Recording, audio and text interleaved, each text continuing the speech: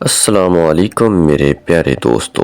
انسان کی ہر سانس اسے موت کی طرف لے کر جا رہی ہے اور انسان سمجھتا ہے کہ وہ جی رہا ہے۔ دل وہ ہے کہ فریاد سے لبریز ہے، ہر وقت ہم وہ ہیں کہ کچھ منہ سے نکلنے نہیں دیتے۔ اعتبار کی قلت اور شک کی زیادتی رشتوں کی خوبصورتی کو ختم کر دیتی ہے۔ رشتوں کو احساس اور محبت کی زنجیر سے باندھ کے رکھنا چاہیے، ورنہ وہ کمزور ہو جاتے ہیں۔ جس طرح ہم اپنے اختیار میں آئی ہوئی چیزوں کے لیے وقت مقرر کرتے ہیں، بالکل اسی طرح جس کے اختیار میں ہم ہیں وہ ہمارے لیے کرتا ہے۔ ہمیں صرف اس پر بھروسہ کرنا ہوتا ہے۔ اگر آپ نے کسی کے کردار کا اندازہ لگانا ہے تو یہ دیکھو وہ ہنستا کس بات پر ہے۔ زندگی میں سب سے زیادہ وہ لوگ پرسکون رہتے ہیں جو پوری نہ ہونے والی خواہشات سے زیادہ ان نعمتوں کا شکر ادا کرتے ہیں جو انہیں پروردگار نے عطا کی ہیں۔ جن گھروں میں اللہ پاک کا ذکر ہوتا ہے وہاں سکون، محبت اور برکت نظر آتی ہے۔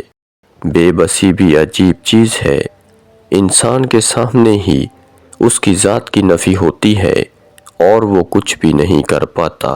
انسان چاہے جتنی بھی ترقی کر لے، جس مقام پر بھی پہنچ جائے، لیکن جب تک نماز نہیں پڑھتا تب تک وہ ایک ناکام ترین انسان ہے۔ گفتگو ایک ایسا عمل ہے جس کی وجہ سے انسان لوگوں کے دلوں میں اتر جاتا ہے یا لوگوں کے دلوں سے اتر جاتا ہے۔ رب سے مانگا کرو، وہ بنا احسان کیے جھولیاں بھر دیتا ہے۔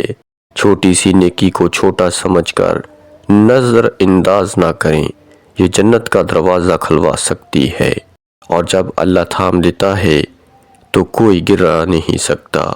اللہ کے خزانوں میں سب سے قیمتی چیز راہ ہدایت ہے۔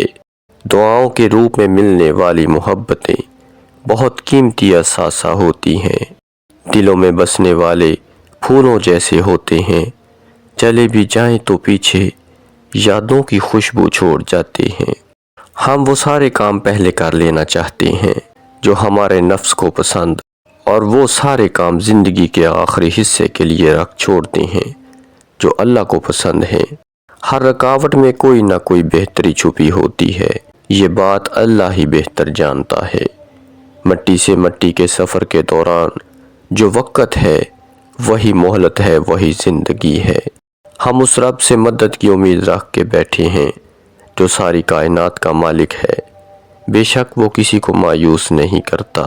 دنیا کی لذتوں کو ختم کرنے والی چیز موت کو کثرت سے یاد کرو۔ انسان کو زیب نہیں دیتا کہ جب اس کا رب کمال کا مہربان اور خبرگیر ہو، پھر بھی بندہ بے آس اور بے یقین رہے۔ اخلاق بھی رزق کی طرح ہے، اس میں بھی کچھ لوگ امیر، کچھ غریب اور کچھ انتہا مفلس ہوتے ہیں۔ بدلتے ہوئے رویوں کی پرواہ نہ کریں، کیونکہ لوگ روزانہ مختلف احساسات کے ساتھ جاگتے ہیں۔ محسن وہ ہے جو برے وقت میں آپ کے کام آئے، اور مخلص وہ ہے جو برے وقت میں آپ کا ساتھ نہ چھوڑے۔ دنیا کے سبھی انسان بہت خوبصورت ہیں، بدصورتی تو ہمارے رویوں میں ہوتی ہے۔ خاموش رہو، صرف خدا ہی تمہارے دل کا بوجھ ہلکا کر سکتا ہے۔ وہ انسان کبھی بھی زندگی میں نہیں ہار سکتا جس کی امید اللہ ہو۔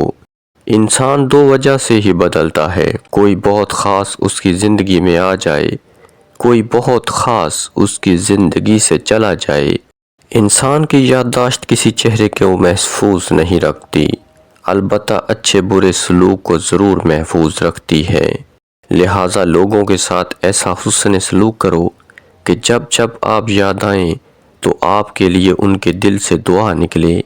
اندھیرے کو روشنی میں بدلنے کے لیے روشنی کی ایک ننھی سی کرن ہی کافی ہوتی ہے، اور ہو سکتا ہے وہ کرن آپ ہوں۔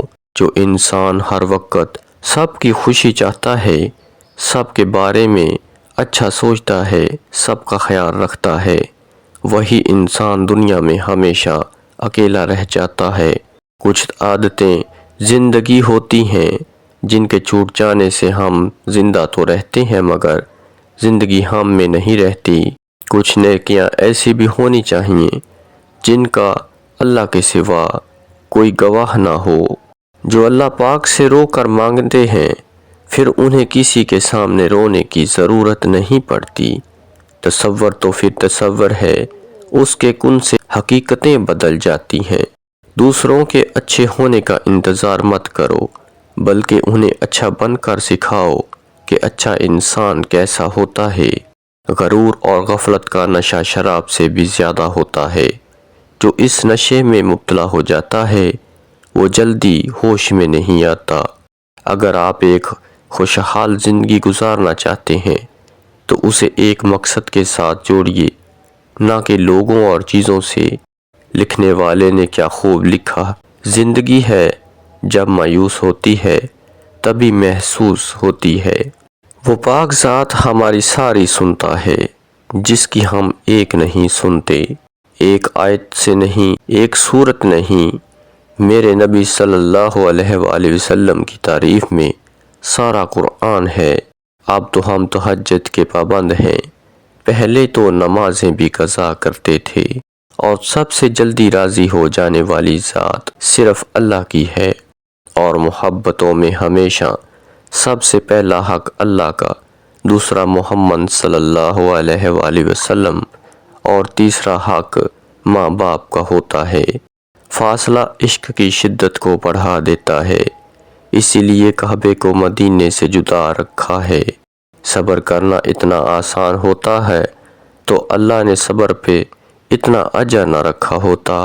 راستے مشکل سہی مگر مجھے اپنے اللہ پر یقین ہے۔ آپ مخلص رہیں یہی کافی ہے، اجر تو اللہ دے گا۔ کبھی کبھار ہمارا دل صرف اس لیے ٹوٹتا ہے تاکہ وہ اللہ سے جڑ سکے۔ ٹوٹنے کے بعد جو تم میں ہمت آتی ہے نا، دراصل تمہیں اللہ تھام چکا ہوتا ہے۔ بد نصیب ہے وہ شخص جس کی صحت اس کا ساتھ دے مگر وہ اپنے رب کو سجدہ نہ کرے۔ وہ رب تمہاری دعائیں رد نہیں کرتا بلکہ انہیں بہتر وقت کے لیے سنبھال لیتا ہے۔ بے شک اللہ تھام لیتا ہے تو پوری دنیا مل کر بھی گرا نہیں سکتی۔ پیارے ناظرین، آج کا نسخہ نوٹ فرما لیجئے۔ نبی کریم صلی اللہ علیہ وآلہ وسلم نے فرمایا، دو نعمتیں ایسی ہیں جن کے بارے میں بہت سے لوگ لاپرواہی کرتے ہیں، ایک صحت اور دوسری فراغت۔ محبت تو یہ ہے کہ جب خدا کہتا ہے میں نے سب کچھ تیرے لیے پیدا کیا ہے، اور تم کہتے ہو میں نے تیرے لیے سب کچھ چھوڑ دیا ہے۔ انسان تب تکلیفوں میں گھر جاتا ہے جب وہ اللہ کے آگے جھکنا چھوڑ دیتا ہے۔ زندگی گزر جائے گی اچھے سے، بس اللہ کا شکر ادا کرتے رہو۔ اے ہمارے پروردگار، ہماری قسمت میں کوئی ایسا سجدہ لکھ دے جو ہمارے گناہوں کی تلافی کر دے۔ کن کی آس میں رب سے دعائیں مانگ بیٹھے ہیں، ہاں ہم اپنے اللہ سے امید لگائے بیٹھے ہیں۔